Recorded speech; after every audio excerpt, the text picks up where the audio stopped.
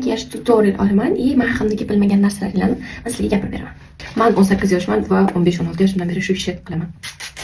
Makiyajdan oldin sepiladigan sprey. 18 yosh bo'lsam ham 900 ga yaqin o'quvchilarim bor va ularni hammasiga o'zim hunarimni o'rgatganman. Yuz namlantiruvchi koreyskiy krem.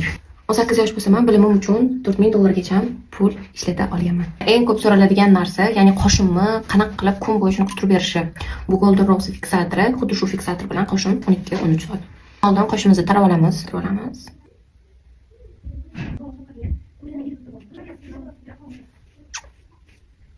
Men 18 yoshman, lekin bu degani hali ham uyimdagilardan so'rab ish qilishim kerak degan emas. Men 18 yoshman, hech narsani bilmaydi degan emas. Chunki 18 yoshda ham juda ham ko'p narsalarni o'rganib, bilim olsa bo'ladi.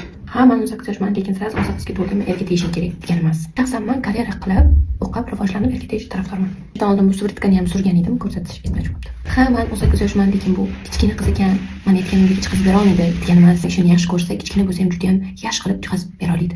Men 18 yoshman, bu degani Instagramga kirish kerak emas degan emas. Men Instagramda 2 yildan beri 150 mingga yaqin obunachi va 1,5 million soatlik mijozdan kelganman. Buni hammasi men bu ishimni yaxshi ko'rganimdan kelib chiqqan. 776, 785. Mana shu ikkalasini namga soldim. Uning erkatoyi Muizda.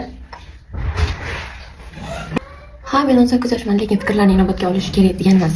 Chunki shaxsan bizning oilada mana har bitta fikrim va xohishlarim inobatga olinadi. Men 18 yoshman, lekin hamma topgan pulimni maktubini oilamga berishim kerak degan emas.